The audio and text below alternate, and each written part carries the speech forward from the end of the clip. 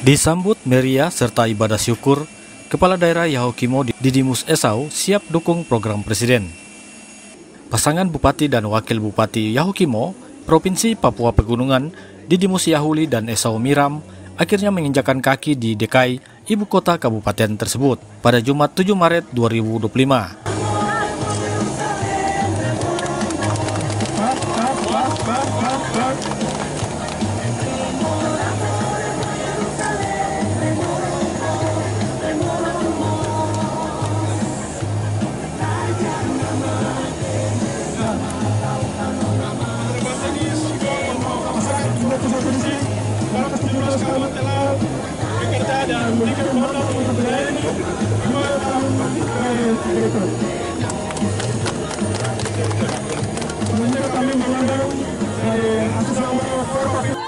Usai secara resmi dilantik oleh Presiden Republik Indonesia Prabowo Subianto pada tanggal 20 Februari dan mengikuti retret di Akademi Militer Magelang, Provinsi Jawa Tengah. Kedatangan pasangan petahana yang kembali mendapat kepercayaan masyarakat Yahukimo sebagai kepala daerah periode 2025-2030 disambut meriah ribuan masyarakat yang sejak pagi memadati Bandara Nop Goliat DKI.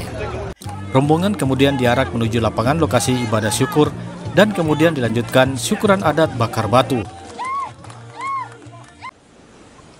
Baik, pertama sekali kami sangat memuji Tuhan dan bersyukur sekali dari hati kami yang paling dalam, karena bicara Yahukimo ini tidak sama dengan kabupaten lain. Ini daerah yang betul-betul berat, sulit, terdalam, tersulit, tertinggi, tetapi semua proses pemilu kada baik provinsi maupun kabupaten ini kami telah melakukan dengan baik dan tanpa kekurangan suatu apapun. Pertama, daerah ini disebut sebagai daerah merah, tapi kita bikin dia jadi hijau. Nah, hijau ini bukan hanya kali ini, tapi pemilihan presiden, pemilihan legislatif, itu pun kami sudah bikin yang terbaik. Dan kami merasakan dan melihat dengan nyata bahwa pertolongan Tuhan jauh lebih sempurna daripada apa yang kami kerjakan. Didukung dengan keamanan yang betul-betul solid, kompak, dan juga satu hati, satu tujuan, satu arah, sehingga kami semua berkolaborasi semua kekuatan yang ada dan sukseskan pemilu ini, sehingga ini puncak dari segala agenda-agenda politik yang sudah direncanakan secara nasional.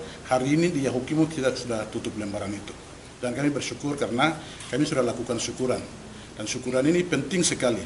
Lebih baik bikin senang hati Tuhan daripada kita hanya berhura-hura atau berpesta pora ataupun mengabaikan, tetapi langkah-langkah kami ke depan akan mengalami kesulitan.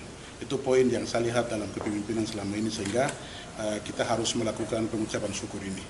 Kemudian hal yang lain ke depan untuk kami adalah yang pertama, kita harus kolaborasikan program nasional dan program daerah.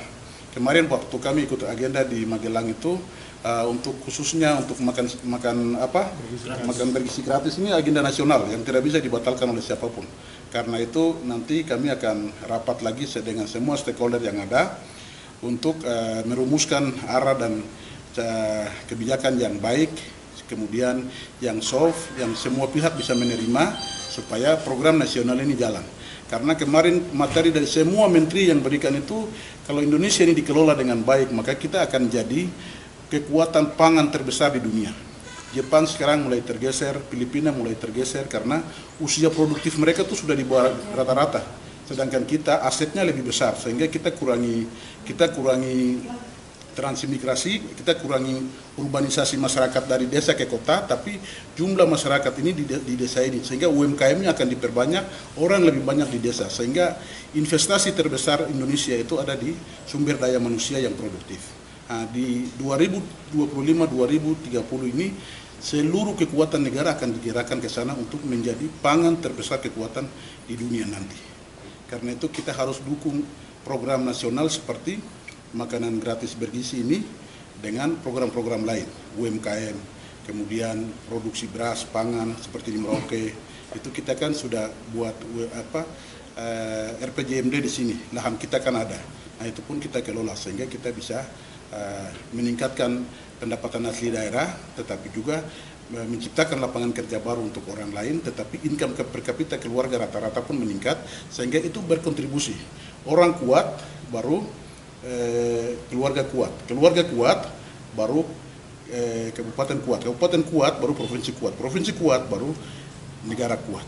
Nah ini yang akan ke sana, begitu. Kemarin dalam contoh di Jepang per hari ini orang usia produktif tidak ada. Mereka lebih banyak tinggal di kota, di apartemen-apartemen daripada di desa.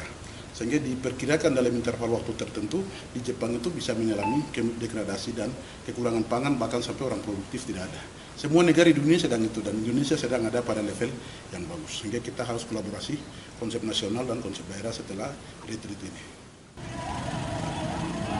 Dalam hal ini, Bupati Yahukimo Didimus Yahuli menegaskan di periode kedua kepemimpinannya bersama Wakil Bupati Esau Miram akan fokus pada peningkatan ekonomi untuk peningkatan kesejahteraan rakyat.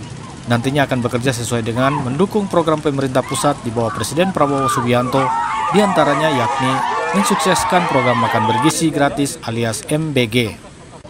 Dirinya juga menambahkan terkait MBG akan mencarikan cara yang tepat agar proses pengolah hingga sampai pada penyajian kepada para siswa bisa berjalan maksimal sesuai harapan.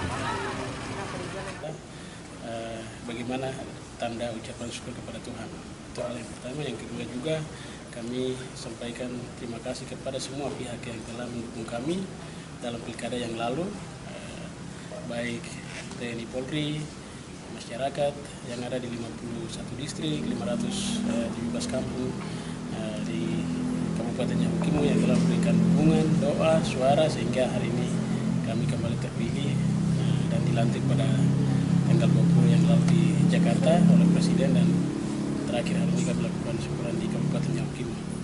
Dan dalam momentum yang baik ini, saya dengan Bupati mengajak seluruh masyarakat Kabupaten Yahukimo untuk kita satukan barisan, lupakan politik yang lalu, dan membangun Kabupaten Yahukimo sebagai rumah kita. Kita melihat pendidikan di Kabupaten Yahukimo, kita mau melihat kesehatan baik di Yahukimo, dan pemberdayaan ekonomi di Kabupaten Yahukimo itu akan 5 tahun ke depan kami akan fokus dengan visi yang ada ini, sehingga lupakan politik dan mari sama-sama kita membangunnya. Esau Miram, Wakil Bupati, menyampaikan terima kasih atas dukungan semua pihak serta mengajak untuk dalam 4 tahun ke depan bersama-sama untuk membangun Kabupaten Yahukimo menjadi lebih baik. Dari Jayapura, Papua, Tim Liputan mengabarkan.